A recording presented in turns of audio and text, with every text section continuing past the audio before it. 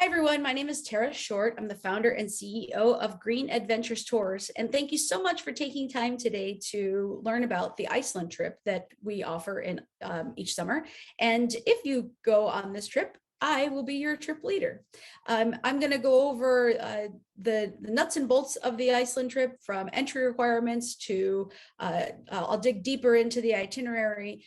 But if you have any specific questions, I want you to feel free to reach out to me directly, and I'd be happy to talk to you about that trip. Green Adventures offers trips beyond Iceland. We have 13 destinations. We've been operating for 13 years. So 13 years, 13 destinations. We got trips in the United States from Alaska, Wisconsin, Wyoming, and Florida, and Idaho to outside the US, Costa Rica, Mexico, Trinidad and Tobago, 2 African destinations, Uganda and Tanzania. And you can learn more about those destinations by going to greenedventures.com. The reason why I have so many trips is because women like you, after they've gone on trips, they say, "Where are we going next, Tara?" And so I say, "I have an idea." But let's talk about the Iceland Eco Tour. When people ask me what my favorite trip is of those 13 destinations, it's really difficult to pick just one, but I would have to say that Iceland is in the top 3 of all those. I go to Iceland every summer for about a month since 2017, and it's continues to be one of my favorite places and one of my happiest places to travel to. The landscape is incredibly beautiful. It will not disappoint you to say the least. You're going to see, towering waterfalls and rainbows and rolling green hills covered in ancient moss. And there are geothermal valleys with bubbling pools and geysers. I feel like if I go to 5 different places in Iceland, I've gone to 5 different planets. Also, it feels exotic without being, too far from home. It's just 6 hours from North America, and you've landed in a country that speaks a language that's over 1,000 years old. With Icelandic people speak, it sounds like a mixture of German and French. It's a very poetic sounding language that you will struggle to pronounce, and you'll probably never understand. Also, I love the food in Iceland. I know that's hard to believe. At least it was for me, when I was first planning on going to Iceland to scout out the trip, I wasn't sure what I would be eating. I just kind of pictured putrid shark and whale meat and horse meat. But that is not what tourists eat when they go to Iceland. The food is fresh. There's a lot of fresh lamb, cod, salmon, and trout, and a variety of fresh vegetables. So you won't be disappointed in the food either. Iceland is just overall one of those really great places that's good for the mind, body, and soul. And I hope that you will experience it with me. I'll be leading 2 trips this summer that are the multi-sport trip. We have the July 12 to 20 departure and July 28 to August 5th departure. Both of these are the 9-day multi-sport adventures that's going to go from the Snæfellsnes Peninsula all the way down the south coast to Jökulsárlón Glacier Lagoon. So you can, you don't have to pick one or the other. They're not different. You can choose dates that meet your schedule. I say that we're going to see Iceland by paddle, saddle, and on foot, because we are using 7.5 days of activities to use outdoor experiences to see popular parts of Iceland and off the beaten path Iceland. And I like to put the durations here for people who are just kind of, I guess I like to front load information as much as possible so that people know what to expect. So the kayaking trip is about 2 hours. Horseback ride is about 2 hours. The day hikes are simply day hikes. They're half-day activities that will take us to some beautiful site or a nice nature walk experience. So most walking is like from a parking lot to, let's say, a waterfall, but there are a couple hikes that are scheduled in the trip, and one of them is 2 miles one way, and the other hike is 2.5 miles in and out, so a total of 5 miles max. And we visit lots of waterfalls. We do boat rides that last anywhere from 1 to 3 hours. And you don't even need to consider taking Dramamine for the boat rides. They're on calm water, big boats. Or actually there's one that's, we take a little Zodiac boat into a lagoon, but it's a calm water lagoon. And we'll visit a variety of thermal pools like the Blue Lagoon and other mineral pools.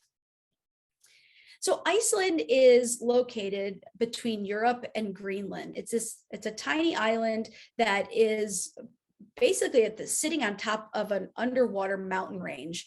The Mid-Atlantic Ridge is the mountain range that I'm speaking of. And the Mid-Atlantic Ridge is what created the Atlantic Ocean.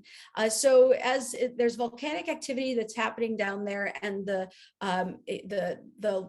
magma is coming to the surface and creating new earth. And as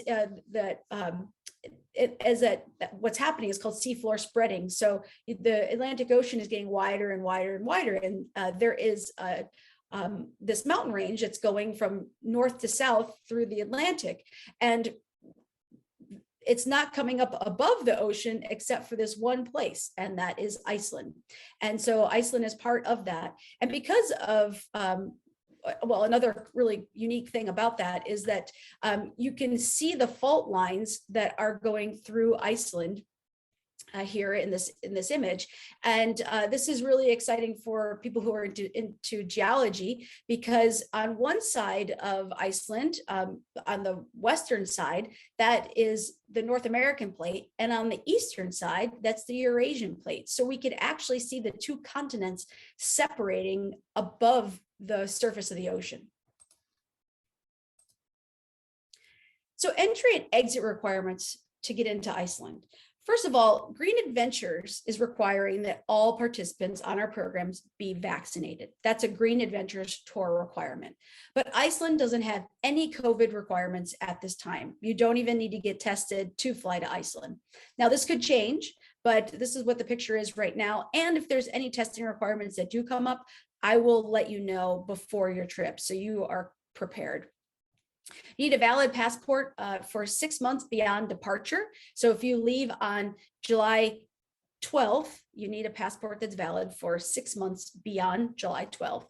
And when you exit Iceland, so on the last day, we need to provide the airlines proof of a negative COVID test. So that means as a group, we will go to a COVID testing center and get your COVID test, and you'll get your negative result, and we will go to the airport and drop you off.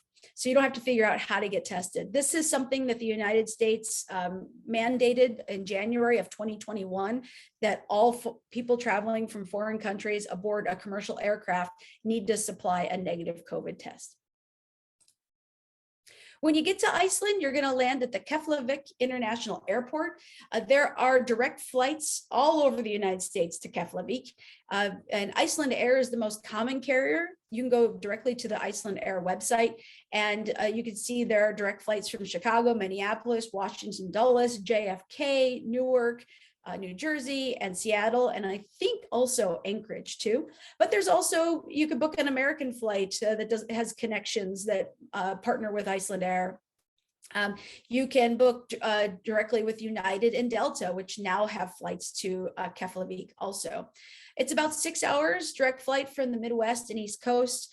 The cost for an air ticket is about $650 to $900 round trip from North America, but it could be less, it could be more, depending on the type of style you're traveling.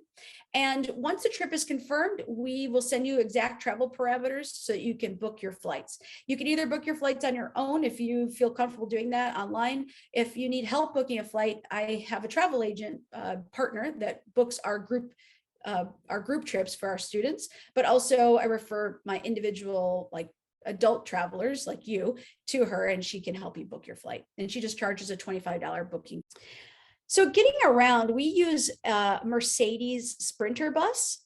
And we do spend a lot of time in the bus because we do have to cover a lot of ground, but we do get outside a lot too. So for example, the very first day, very first activity day, we drive up to the Snæfellsnes Peninsula, and that's a 3-hour drive, but that's the longest direct drive. The rest of the drives, you might drive 1 hour to get to an activity, spend 2 hours outside, get back in, spend 15 minutes to an hour, depending on the location, to the next activity, go outside, do it. So there's lots of, you're not trapped in the bus the entire time. Let's put it that way.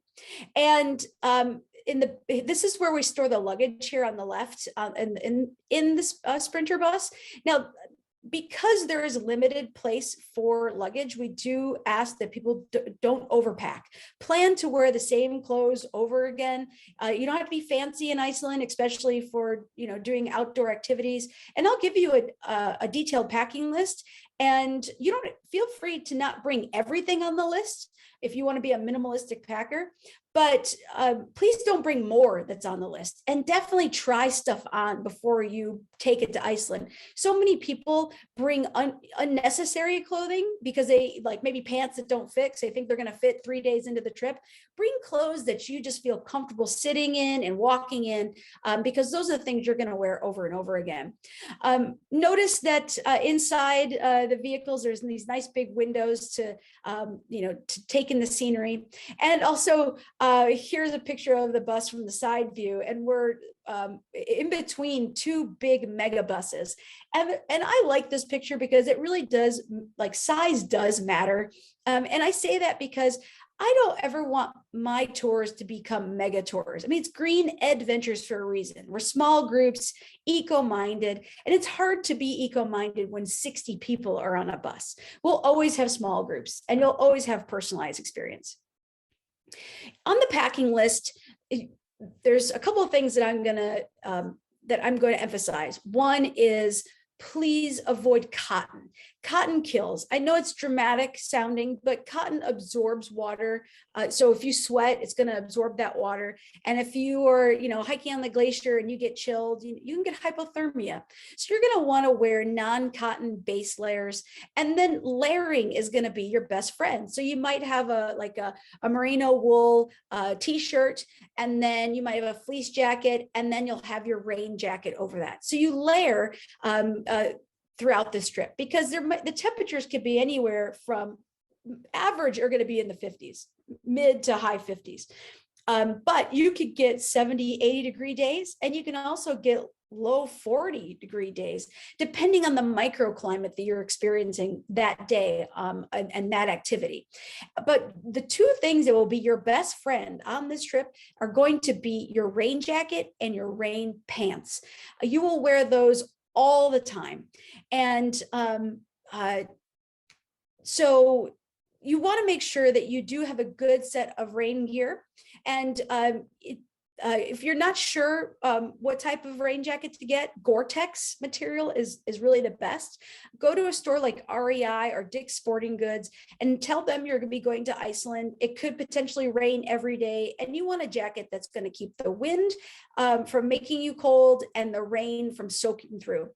And then rain pants, you can get like a $30 pair of rain pants from Columbia that can take a beating and also, keep the wind off of you, and they're not that expensive. A hiking boot is really important because notice the tread on that hiking boot, they're thick lugs. That's what the tread is. And you want something that's going to help you have good traction, especially in a place where it's damp because it rains, or by the waterfalls where there's lots of mist. So we don't want you slipping and falling. And then trekking poles are optional.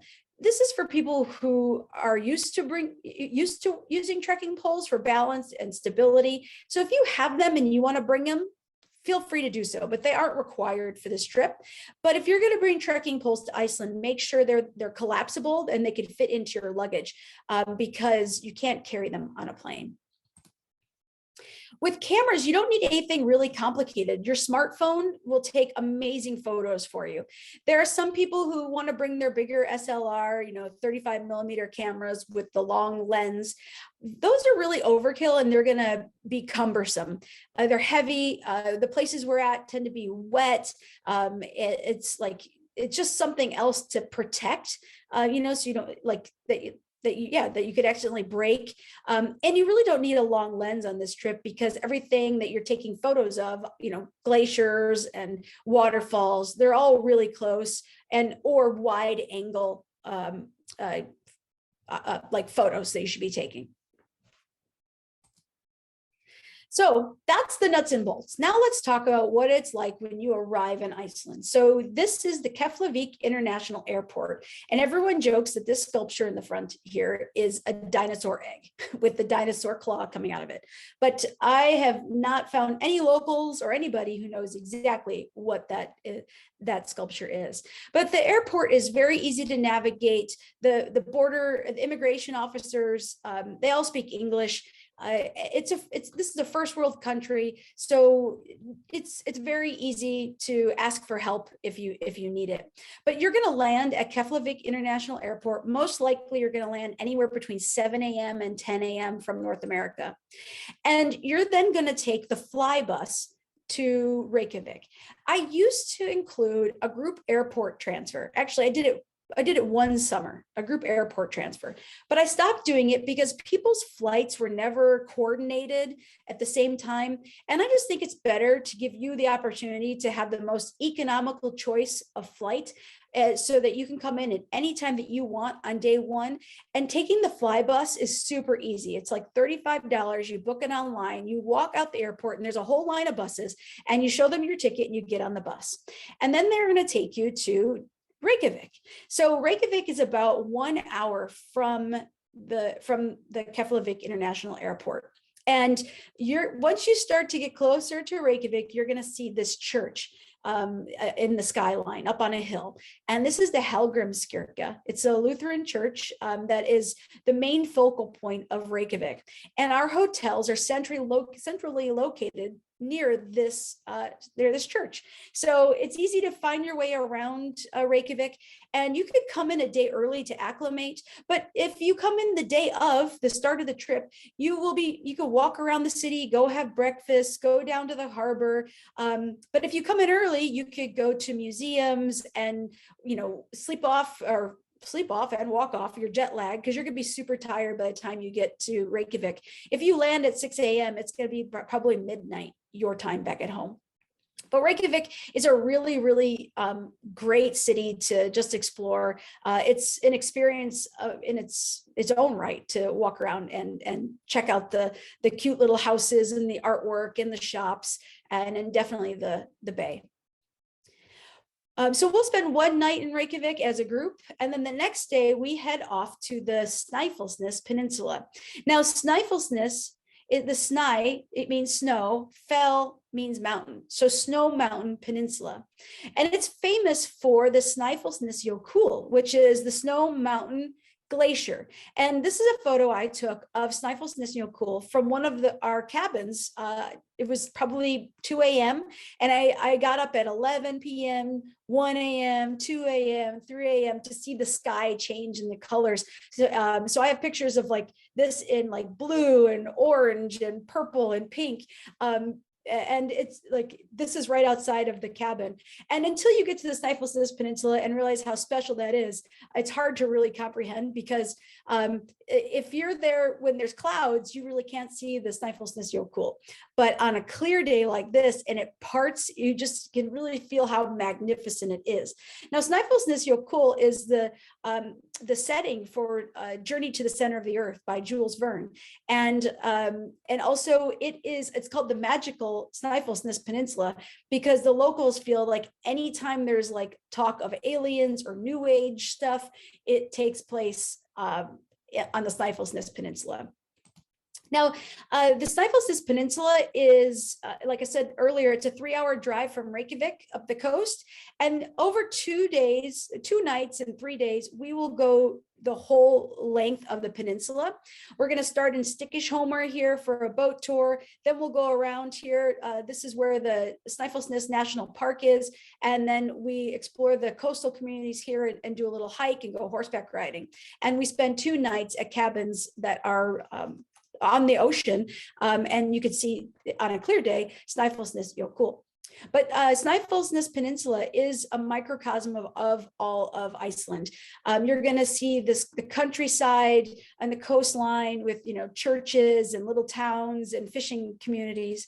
But also it has things that you won't find as easily on other parts of Iceland, like golden sand beaches, for example. There's also famous mountains and interesting geology to learn about. This is Kirkjufell Mountain, and Kirkjufell Mountain, for those of you who are Game of Thrones fans, might recognize this landscape. There's also craters. This is Saxhole crater, and it is in a 4,000-year-old lava field. And if you look closely, here's the parking lot, and then here are the steps that go up to the top of the crater. We will go to Saxhole crater. It's about 300 steps, maybe a little bit more up the crater, and then you can see, into the crater. It's not active anymore. This is a dormant volcanic cinder cone, but there's sister cinder cones around it, and you can look out at the lava plain that goes out to the ocean. Stykkishólmur is one of the little towns that we're going to visit on the first day. And Stykkishólmur is a fishing community, but also the site of a boat tour that we're going to take out into the Breda Fjord, which means the Big Bay.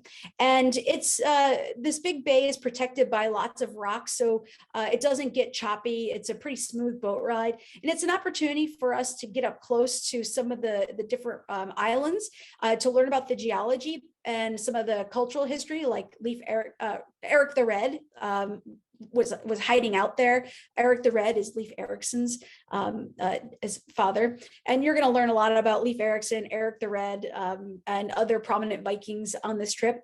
But it's also an opportunity to get close to see birds like puffins and skuas and cormorants. Midway in the tour, the crew will drop a dredge down, and the dredge will drag along the seafloor and pick up marine invertebrates like these urchins and clams and crabs and sea stars. And this is a great opportunity for someone like me to talk to you about these different invertebrates, but also you will take part in Viking sushi. So we'll be opening up the clams and eating fresh clams, and there's wasabi and soy sauce and ginger. You can buy wine to eat your Viking sushi. So you're getting this fresh seafood right off the back of the boat. But for the sea stars and crabs and urchins, we throw those back. On the Snæfellsnes Peninsula, we also go horseback riding, and it depends on the weather, it depends on the tide, and it depends on participant skill levels and the types of horses we have available at that time. But we could be riding on the beach, and you can kind of see on the this rider's head, this is Snæfellsnes Jökull sticking out here, or we could be riding on trails right behind the farm. What I love about this farm is that it's not a typical touristy experience. Like, they don't just put you on horses and you walk in a line. You actually go to this family farm and you brush your horse and get them saddled up, and then you go on your ride, and then afterwards we have dinner with the family in their house. And the woman of the house, she and the owner of the horse farm, she will make lamb and cod and talk about other traditional foods that they eat during the holidays, and we have a nice feast there. One of my favorite activities on the Snæfellsnes Peninsula is a hike from Arnastapi to Helnar. Now, this is the 2-mile hike, so it's 2 miles one way, and we walk along the coastline on it's a sheep path, actually, and it used to be a path that the farmers would walk their sheep when it was just farmers and fishermen here. And we walk through all of this old lava formations, and you can see the moss up close, and there's seabirds, flying around the cliffs, and it just feels otherworldly, to say the least. And it's just invigorating. The weather could be sunny or it could be cloudy. It could be cool. It could be warm. I've experienced all the different types of environment when we are doing this walk. But also I like just looking at the little things. Like I have a picture here in the bottom left-hand corner, which is of lady's bed straw and wild thyme. It's just, there's so much life clinging to the rocks. And if you get down and smell these little flowers, they're super fragrant. It's nature's potpourri. At the end of this hike, we end up at this fish house. And it used to be a little shack where fishermen would store their fishing gear. Now it's a little restaurant. There's probably room for like 8 tables on the inside. And their specialty is a fish soup. And so we go here after our hike, and if it's nice, we sit outside. If it's raining, we'll go inside, and we get served a delicious bowl of their fish soup, which is chunks of white fish in like a creamy broth with like big chunks of vegetables, like potatoes and carrots, and homemade bread with the delicious butter. And you can have coffee and tea here as well. It's just one of my favorite places. And this is where we stay for 2 nights on the Snæfellsnes Peninsula. These are little cabins or cottages. I try to pick places that Icelandic people would stay. And this is a typical Icelandic vacation cottage. And they have a hot tub in the back. And it's a great place to enjoy your wine or beer. Viking is a type of beer there, or Sol, or Viking, or Gul, which is another type of beer that's I really enjoy having in Iceland. But these cabins have 2 or 3 bedrooms, and in each of the bedrooms there's 2 beds, and so there could be 2 to 5 or 6 people in a cabin. We try to do 2 to 4 in the cabins, and with 1 bathroom. And this is for 2 nights. On this trip, actually in this presentation, I'm not doing too much on where we're staying. If you wanted to learn more about the different places we're staying, you can go to the website and click on the links, and it'll show you all the different cottages. It's a mix of hotels in Reykjavik, which are 2 people per room, private bathroom, to cottages like this, to not hostels, guest houses that are like, one of the places we stay is a place that was a school and boarding school that was turned into a guest house. So everyone has their own private rooms, but there's shared bathrooms. So it's kind of a mix of that. And people love the unique little stops that we make along the way. Okay, so the next place is the Golden Circle. Now, the Golden Circle is one of the most popular parts of Iceland. It is where, actually, let me just take this back for a second, just in case. So Golden Circle is where it's the geothermal area. It includes Thingvellir National Park, includes Gullfoss Waterfall. And when you hear about people flying from North America to Europe and doing a stopover in Iceland for a day or 2, this is pretty much what they do. They stick close to Reykjavik. We are just going to stop here because you should see it because you're in Iceland, but we're not going to stay for very long. So here's where the Golden Circle is, just outside of Reykjavik. And this is the area that we'll spend a day exploring. So Thingvellir National Park, you notice I spelled it with the, TH, but there's the thorn, which is the Icelandic P that sounds like a th, so you might see it written those ways. But Thingvellir National Park is significant for 2 reasons. 3 reasons. One is this big lake out here is Thingvellir Lake, and it is the largest lake in Iceland, largest freshwater lake in Iceland, and it has endemic endemic salmon that live in there, not cod, I'm sorry. It has endemic salmon that were trapped in during the last ice age, and it's a great stopover for migratory birds. And then also, this is the where I showed you in the picture of Iceland, where the fault lines were going through, and where you can see North America and Europe side by side. This is one of those places where the fault line is going through, and like you're standing on the North American side here, and on the other side is the European plate. And when we walk through here, we walk through the different fissures of where the buckling occurred during seafloor spreading or mountain making. But on a cultural side, this place is significant because it is the birthplace of democracy for Icelandic people. And this is where the Vikings would gather every year to settle disputes, to trade, to go over the laws, because none of the laws were written, they were all spoken. So as you walk through this national park, you're going to see the law rock, which is where those laws were spoken to the crowds. You're going to see the drowning pool where people were, women were killed because they were thought to be witches. After Vikings became Christians, that was, pagans were often looked at as witches and witchcraft. And then also there's a waterfall, the Skogarfoss, that we'll walk to. That was actually carved out by Vikings to divert the river to come down this way, to bring water to the gathering grounds. After we visit Thingvellir, we go to the Freidheimer greenhouse.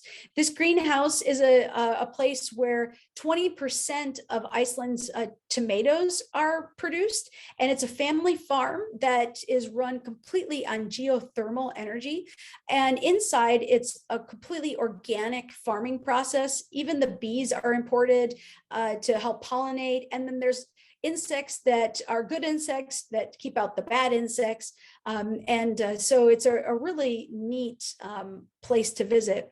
And then, of course, we get to eat there. We have unlimited tomato soup and delicious fresh bread and butter. And here, this is like a cucumber salad. You can have all sorts of things that are tomato margaritas. You can obviously have Bloody Marys, tomato desserts. It's tomato, tomato, tomato. So then there's the Stokkseyri geyser that we'll visit in this area, because this is a geothermal area. So you have these boiling hot pools and geysers and hot springs. And Stokkseyri geyser is actually the most active geyser in Iceland. But geyser, which is the name, which was the original geyser, and the name for all geysers around the world is dormant. But we can still see Stokkseyri geyser, which erupts every 15 or 20 minutes, and it can go anywhere from 15 to 60 feet in the air. You won't be disappointed. And we also go to the Gullfoss waterfall, which means the golden waterfall. And this actually has 3 tiers of drops you can't see from this one photo. But we walk down this path, and depending on the time of year, this green could be yellow, full of buttercups and other beautiful wildflowers as you walk down. And you can take some cool pictures and see just how powerful these falls are.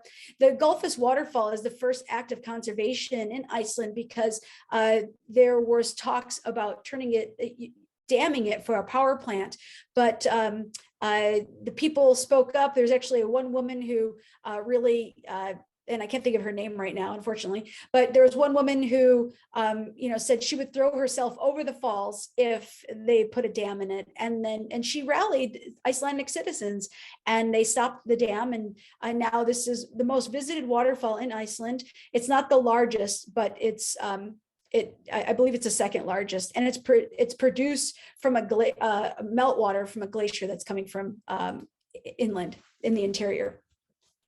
And after we do all those things, we go to the secret lagoon. And this is one of those a more natural pool than, let's say, the Blue Lagoon. And it's where locals go and tourists will go. And if we don't go to the secret lagoon, we're going to go to another geothermal area closer to the guest house where we're staying. Don't worry, you won't be disappointed. And so now let's start making our way from Thingvellir down to the south coast. So the south coast is probably the most beautiful place on earth. It's green fields of Icelandic horses, which I mean, if they just had a horn, you know, these guys, they should be unicorns, because you got rainbows and green fields and waterfalls and talks of elves. This is like a fairy tale place. But the South Coast this is a typical scene of seeing these beautiful horses out in the fields. But also waterfalls. So Skogarfoss waterfall is one of the waterfalls that we will stop at. Skogar means forest and foss means fall. So anything you see foss next to is a waterfall. Well, you can get really close up to this. It's about 180 feet drop from the top of the falls down. And I've gotten, I don't know, it felt like I was just 10 feet from it, but I was probably 50 feet from the actual falls. But the force of the water is so intense. You could also walk up these steps, which is a little, almost 400 steps to the top, and you can look at the falls from the top down. And if we have time, we can walk a little bit further along the path behind the falls, because there are mini falls going into Skogarfoss. One of the things you can always expect, though, at Skogarfoss is a beautiful rainbow, and it just speaks for itself, right? This is why I said it's like a fairy tale landscape, and do plan, if you're going to get that close, to be soaking wet, but it's totally worth it. And you could get closer, you see like these bridal falls coming down into crystal clear pools of water, and like little bits of moisture hanging onto the mosses and ferns. And it's not like there's huge crowds that get that close. Most people stay kind of off at a distance. And I totally recommend getting up close to that waterfall, because it's a spiritual experience. Another waterfall that we'll see along the way is Seljalandsfoss. And Seljalandsfoss is unique in the sense that you can walk behind it. So we go from the parking lot, walk up the path. You can get all these different angles of this waterfall, see it from behind, and then end up back at the parking lot again. But just about a 5-minute walk from the parking lot is another waterfall. It's close to Seljalandsfoss, and I can't pronounce the name of it, but it means the one who dwells within. And you have to walk in a little creek to get into this crack. And once you get in the crack, there's this cascade that's pouring down the sides of the mountains, and it's a great opportunity for photos.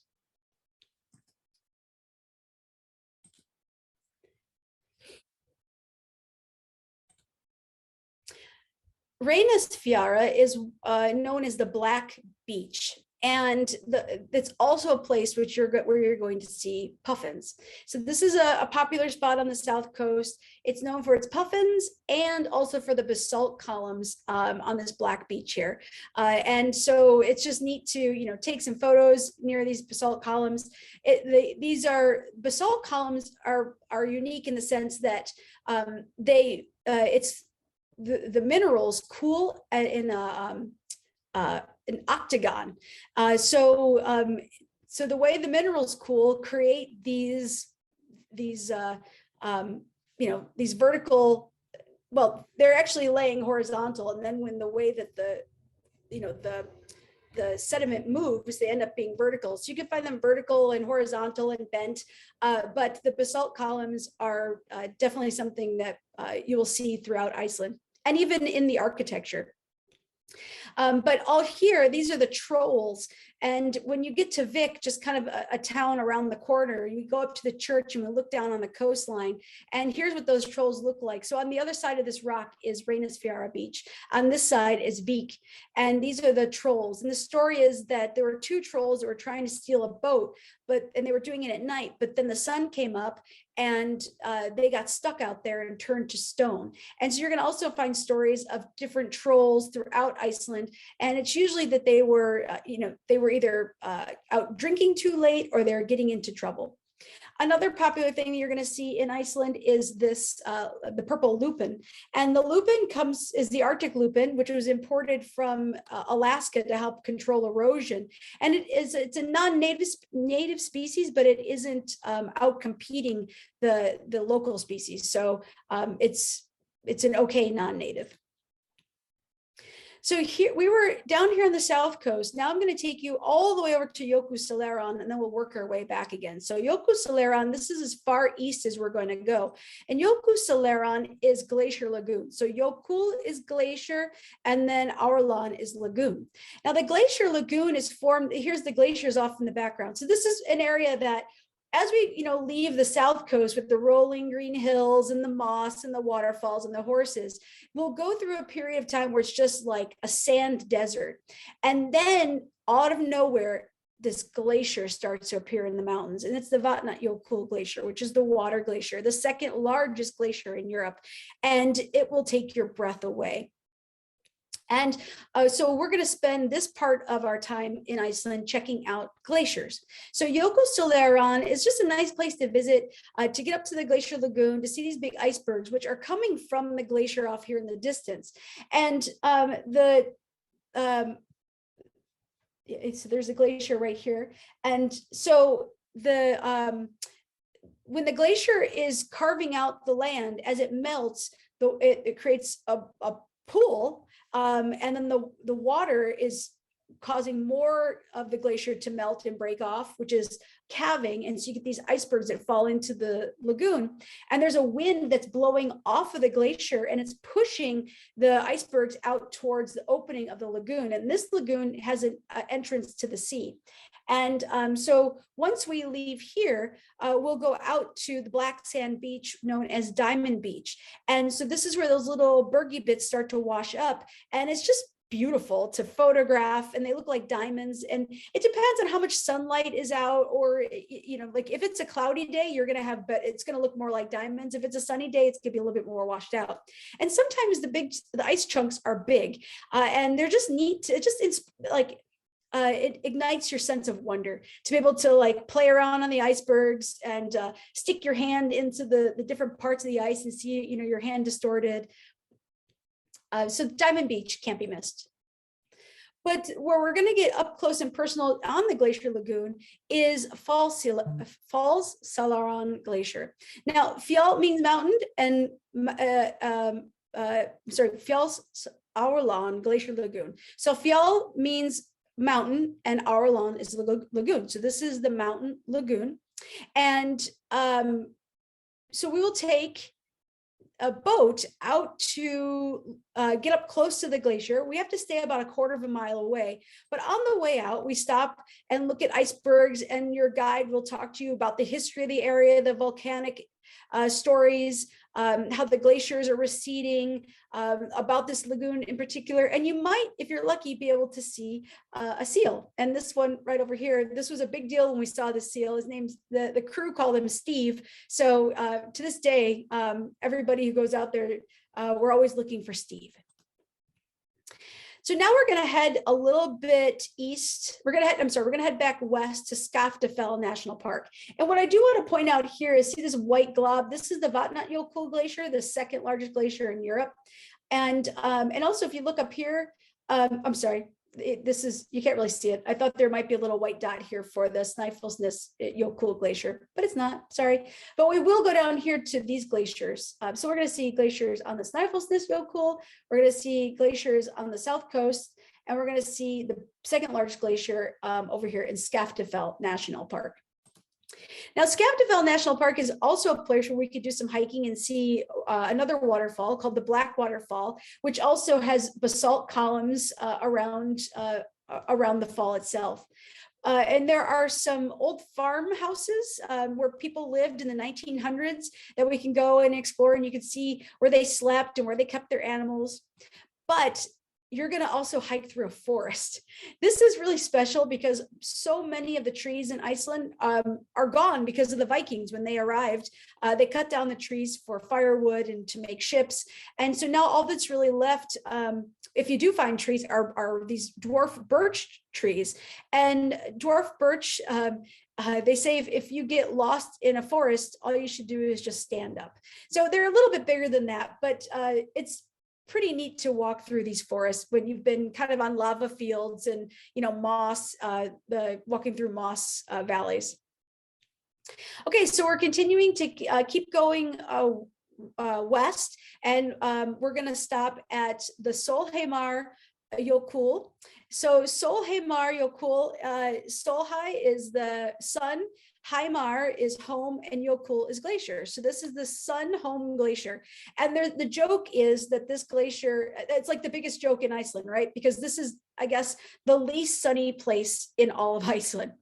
And I like this glacier because if you've gone to different places where you're just walking on, the just white, blue ice, you don't learn about you don't learn about moraine, which is what glaciers are picking up when they've carved out the land. They're carrying rocks. That's the moraine. But also, Iceland has the unique feature that you're going to be able to see volcanic ash on the glacier too. And you are fitted with crampons. So there are these ice they look like teeth that go on the bottom of or claws that go on the bottom of your hiking boot, and they fit them onto your boot, and then you use those to walk on the ice. Sorry, let me just go back here for a second. So use those to go back on, walk up on the ice. And once you get through that valley of that dark, the glacier is changing all the time. So what I'm showing you now is not going to be the same as what you're going to see when you go there. But we have to go up and down these valleys and these steep inclines using our crampons and ice picks. And there's always somebody there to help you. Like right here is a guide. There was a guide right up here on top, making sure that people are taking the right path. And if anybody needs help, they can just ask for help.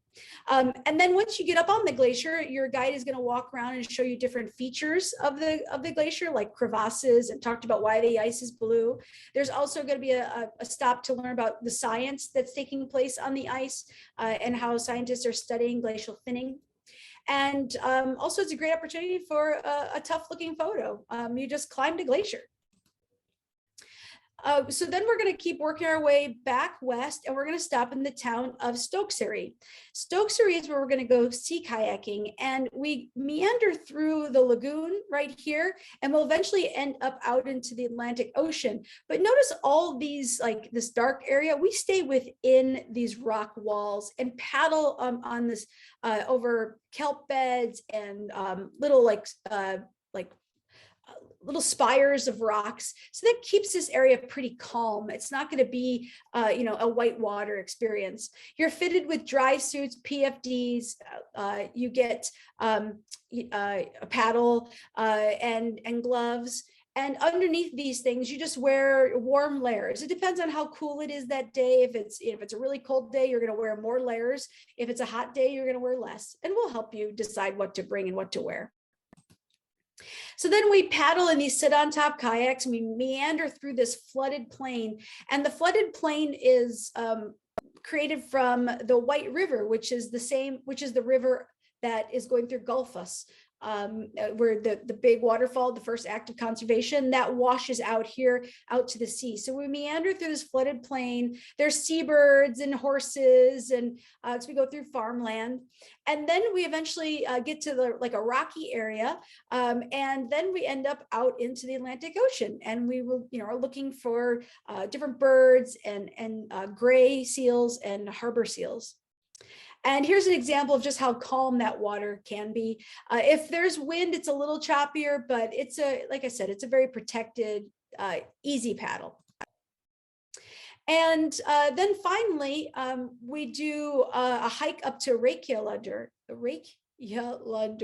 which is this steamy valley.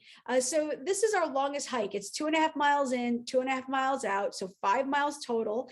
And the goal is to get to a hot spring. So we start from a parking lot and we walk up this road here. And I believe the elevation only gets to 17 or 1,800 feet. So it's not that high, but it can feel like a long walk to people who aren't used to walking uphill. You take your time. It's not a race.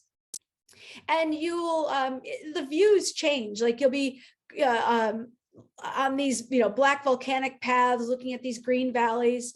Then you're kind of in rainbow rhyolite mountains.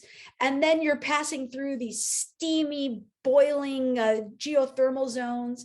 And eventually you end up at the boardwalk where the river is coming through. And this is where we put our bathing suits on and soak in the hot spring for an hour. And then we hike out. So after that, we'll spend one night in Reykjavik. So it's a chance for you to do some last minute shopping. We tend to get in a little late, so but you can still get to the gift shops. And then the next day we go to the airport. But before we go to the airport, we go to the Blue Lagoon. Now the Blue Lagoon is actually a pretty touristy place. And but you have to go there. Everybody who goes to Iceland should go to the Blue Lagoon. And it has an interesting story because it was created, this blue water is an outwash from a power plant. The power plant is using geothermal hot water to power the turbines, the steam to power the turbines. But the water is coming from deep in the ground, and it's ocean water that's infiltrated the lava of the volcanic rock in Iceland. And so when the water comes out and it spills onto the land as the outwash, they noticed it was blue and kind of milky color. Some of the locals started going to this water and just soaking in it, and people with psoriasis started noticing that it was good for their skin.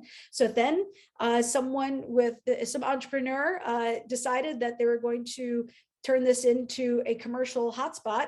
And now this is where pretty much every tourist will come at some point. But you will soak in this water that's got silica and algae in it, and they give you a sample of the white silica mask, which actually is supposed to tighten and clarify the skin. And then there's other masks too. You could have an algae mask, you can have a volcanic mineral scrub. And then there's also a swim up bar at this lagoon. So you can have a smoothie, or you can have a glass of wine, or you can have a beer.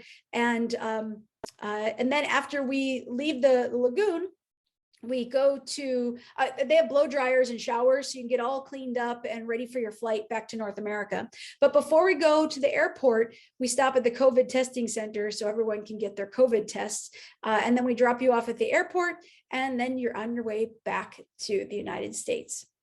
And so I tell people, you don't have to be a Viking warrior to do this trip, but you are certainly going to feel like one after this trip is over. You will have done so much. You will do more in your 9 days than most people will ever do when they go to Iceland.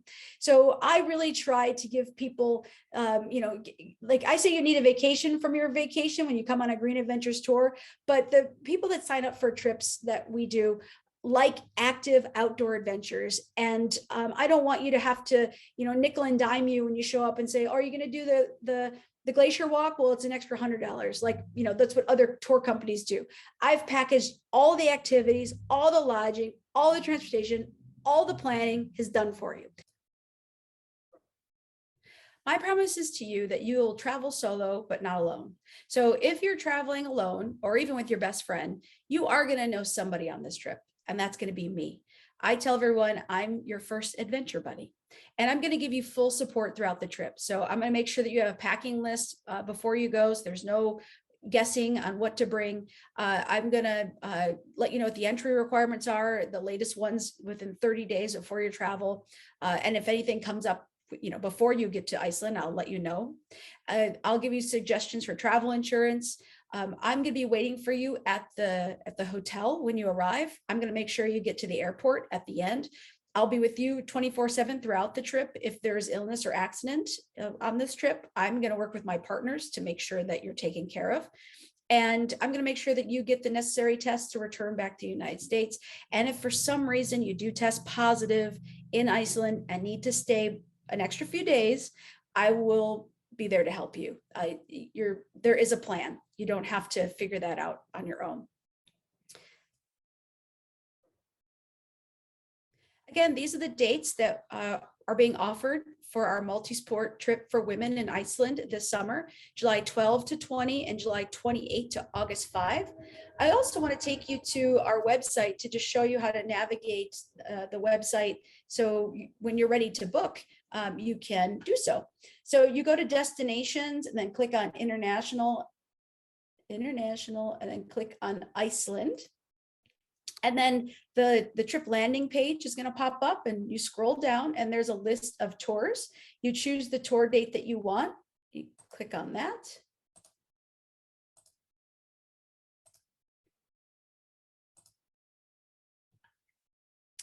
And then you could scroll down and get more details about the trip. Here's a video of the geyser, and a trip highlights, what's included, what's excluded. So what's not included on this trip is airfare to Reykjavik, your airport transfer on day one, most of your meals except for those lunches that I mentioned, any optional excursions, visits to museums. Now, you really won't have time to do optional excursions, but if you get there early and want to go whale watching or go to museums, that's not included. Gratuities, it's $200 a person to give to your driver, guide, and any other services, and any personal spending money and travel insurance. There's a list of frequently asked questions here if you want to click on that and see answers to frequently asked questions. The packing list, if you want to preview that. And here's the tour map, and the trip price is $45.95. The deposit is $950, due by April 1st. That's just a couple of weeks. So please don't forget that date. And then you could take advantage of installments that will go May, June, and July. And you could see where it says, you could book, where it says click for pricing here, but there's also a book now button. Okay, well, I do appreciate you taking time to learn about the Iceland adventure for women. Again, if you have any questions, you know how to reach me, and I look forward to meeting you in Iceland this summer. Thanks, and have a great day.